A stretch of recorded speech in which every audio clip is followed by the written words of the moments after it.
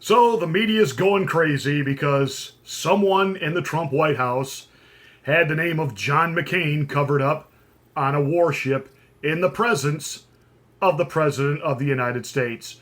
Good afternoon. It's the weekend edition of the Afternoon Drive. Yours truly, Pastor Marty here.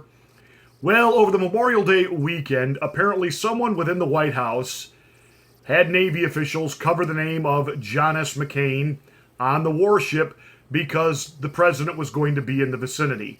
The president is denying that he himself asked for that and that he never said anything about it, but he provided a little cover fire for whatever staffer did it by basically saying, I'm sure they were well-meaning, knowing that I'm not a big John McCain fan. Well, this, of course, has incensed the mainstream media, in particular, the babes over at The View.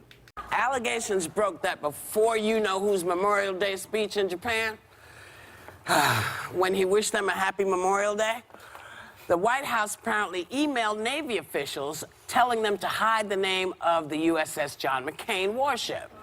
Now, you know who's denying he knew anything about it, but he does say that whoever made the order was well-meaning since they knew he wasn't a fan of John McCain. Hey, McCain.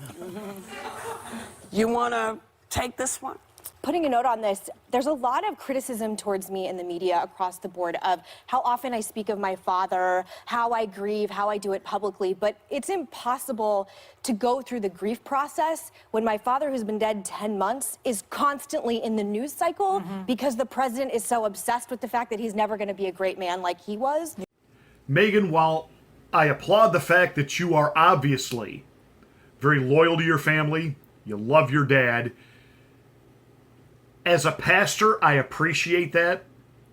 As a U.S. citizen and patriot, I've got something I've got to say to you, and it's not going to sound very compassionate. Your father was never a great man. Never a great man. What he was is a traitor who got away with it.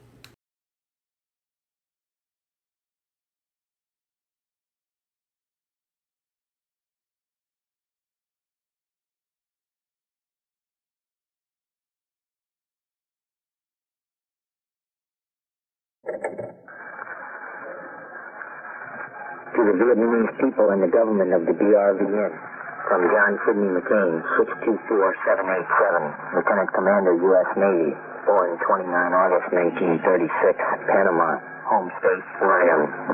Shot down 26 October 1967, A4E aircraft. I, as a U.S. airman, am guilty of crimes against the Vietnamese country and people.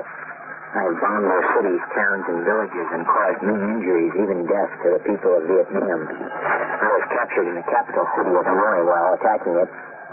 After I was captured, I was taken to the hospital in Hanoi, where I received very good medical treatment. I was given an operation on my leg, which allowed me to walk again, and a cast on my right arm, which was badly broken in 3 places. The doctors were very good, and they knew a great deal about the practice of medicine. I remained in the hospital for some time and regained much of my health and strength. Since I arrived in the camp of detention, I have received humane and lenient treatment. I received discipline treatment and food even though I came here as an aggressor, and the people who I injured have much difficulty in their living standards. I wish to express my deep gratitude for my kind treatment, and I will never forget this kindness extended to me. John McCain won't die, not because the president keeps bringing him up, but because the media loves to create these scenarios where they invoke the memory of John McCain. And they do it because, well, the president called it for what it is. He didn't play the Republican game, which is always speak well of other Republicans, even if they're dirtbags. Always speak well of them in public. Never let them see any dissent in the ranks. And Trump said, no, John McCain was not a good man. And he's not. And Meghan, honey, baby doll, let me just tell it to you straight. Apparently, America wasn't that into your dad either. He ran for the presidency twice, and he got defeated twice. Well, he couldn't even get out of the primaries his first time. He got beat by one of those Bible-thumping redneck conservatives, or so we thought at the time, George W. Bush. So, John McCain was not a great man. What he was a traitor to his country who collaborated with the enemy, made 14 television appearances for the enemy, was nicknamed the Songbird by fellow prisoners of war in the same camp because he sang for them. He told them what they wanted to know. His father was an admiral. His so-called injuries were from being shot down, not from any beatings or torturing that he received at the POW camp. That whole thing is a lie, it's a canard, it's myth, it's folklore that he used to ride his way into Congress. Once he got there, he made sure that he got on all the right committees so that all of the records of our POWs and our MIAs in Vietnam sealed.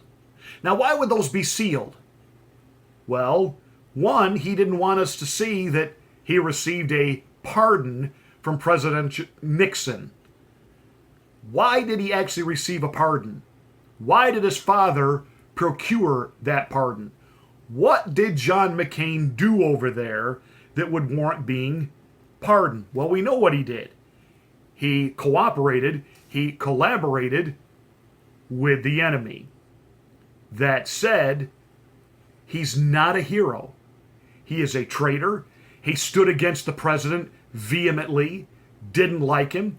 He took the president's comments directed at him, personal, and then rather than governing and legislating on what would be good for all Americans, the big thumbs down vote at 1 o'clock in the morning on repealing Obamacare. Yeah, what a hero your daddy is, Meghan. And then let's talk about the fact that President Trump rolled out the red carpet for your family during your time of grieving and loss and funeral. He had Air Force One transport your daddy's body, and you didn't even have the decency to allow the sitting president to attend the funeral. And yet you sit there on The View, snacking, and you're looking at Meghan, just saying. And I say that to be helpful. And you want to take your little snipe shots at Donald Trump, and you want to say he's not a great man. Your father would have done nothing to turn this country around. Why? Because he was what he is. A chameleon, a career politician. He was doing politics in that war camp to get himself out of there. He's doing politics here with the president, criticizing him when we were in a tense situation with North Vietnam a couple of years ago, saying that basically that the president's crazy. Well, I bet that played well in the state media over in North Korea. Way to go, John. Woohoo. What a president you would have been. You knew nothing about how to turn the economy around. You're part of the problem. You were one that supported NAFTA and the sucking sound, as Ross Perot once referred to it, as our jobs went overseas. You're a globalist. You're an elitist. You're arrogant. But I got a news flash. At the end of the day, you're from Arizona. You should have been in a nursing home years before you passed on. I mean, you should have sat in a lawn chair staring at your cacti flora out there in the desert, or whatever it is that you people do for fun in the desert. But your arrogance, your disdain for this president and the people that voted for him, it was palatable. So I don't ever again want to hear that you were a great man. You're not a great man. You weren't a good man. I'm just glad you're a gone man. That said, like the video, share it. Please subscribe to the channel and smack the bell to get my next rant.